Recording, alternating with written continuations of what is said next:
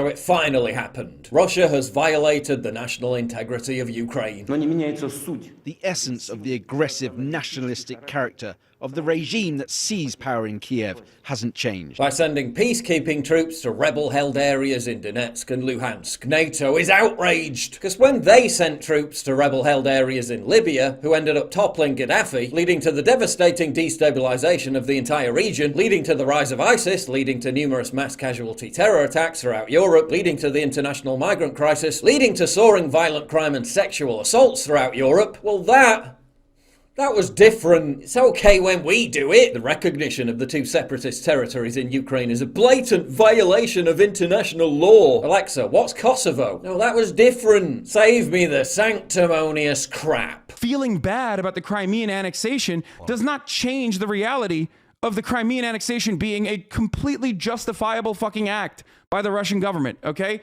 So that's it. Wait, Hassan Piker redemption arc? And Hitler invaded countries based on Germanic ties at first? What are you talking about? Talk to me when he's throwing Ukrainians at a concentration camp, okay? Hitler wasn't fucking bad because he decided to invade Austria. He was bad because he was fucking killing Jews, okay? That was the problem. He wasn't like, oh yeah, we're gonna fucking annex territory with like Germanic people in it. That wasn't the main problem with Hitler, I think. That was like maybe 8th down the line. Heartbreaking. The worst person you know just made a great point. Apparently Vladimir Putin has drawn up a kill list of gays in Ukraine. That sounds like total unmitigated bullshit, but even so, it's sure to offend the alphabet people. And if there's one thing worse than tearing up the international rulebook and violently invading other countries, it's offending the alphabet people. Make Donbass safe for gay pride parades again.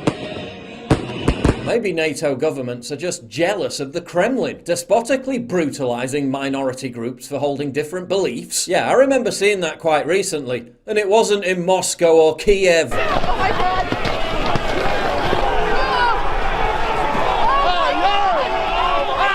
Justin Trudeau to Putin, hold my beer. So the US and the UK have prepared a powerful set of sanctions, which if Russia fully invades Ukraine could include refusing to refer to top Kremlin officials by their preferred pronouns. Which of America's finest will be dispatched to battle Russian forces in Eastern Europe? Yeah, I'm sure the Spetsnaz will be shitting bricks. This is the story of a soldier who operates your nation's Patriot missile defense systems. It begins in California, with a little girl raised by 2 moms. T-90 battle tanks will be no match for 38-year-old media relations girl boss Alyssa. No, Igor's never. About to be deployed to Ukraine, getting briefed by my superior, Putin, here we come. And what about social distancing on the battlefield? Will Russian troops respect mask rules? That I will obey the orders.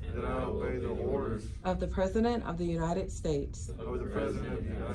When Russia's foreign secretary expresses more concern for America's core demographic than the American military top brass. And I want to understand white rage. And I'm white. It's a topsy-turvy world we're living in. Maybe the US military should have actually been training to fight crack Russian soldiers, not Americans waving Gadsden flags refusing to take booster shots. Maybe it's a blatant violation of international law not to have a giant statue of George Floyd situated outside St. Basil's Cathedral. Note how this has all happened under Uncle Joe. Putin didn't attempt any of it under Trump, probably because Trump hasn't yet mentally degenerated to the state where he thinks Kiev is a chicken-based snack. But don't worry, because facing off against Putin is UK Foreign Secretary Liz Truss, a woman who vowed to support our Baltic allies across the Black Sea, 2 different bodies of water more than 700 miles apart, a woman who appears to be more knowledgeable about cheese than she does basic geography. We import 2/3 of our cheese. That is a disgrace. Germany's been forced to halt approval for the Russian Nord Stream 2 gas pipeline, but don't worry, because European green energy will come riding to the rescue, in the form of wind turbines that collapse when it gets a bit too windy. Leftists are already feverishly exploiting the prospect of World War III to accomplish something far more important than combating Vladimir Putin, throwing people who express different opinions to them in prison. Harvard professor Lawrence Tribe says Tucker Carlson is guilty of treason. But for what? For saying Biden enjoys talking about Russia because it's a massive distraction from all his domestic failures. Russia is a very comfortable topic for Joe Biden. He enjoys talking about it much more than talking about, say, inflation or crime or fentanyl deaths or about how half the population of Haiti appears to be showing up in Florida in leaky boats. With the COVID pandemic winding down and turning into a damp squib, legacy media networks like CNN, which just recorded its worst ratings performance for 8 years, are hysterically itching for something new with which to terrify millions of Americans yet again. Despite the fact that one of Ukrainian President Zelensky's closest allies slammed CNN and other media outlets, saying their relentlessly inaccurate predictions about Invasion Day are obviously, quote, fake news and are actually doing serious harm to Ukraine economically. We have a regime that's blamed Russia for everything, from the Freedom Convoy protests to anti-vax sentiment to Biden's cognitive decline. So forgive me for refusing to jump back on the Russian hysteria bandwagon just yet.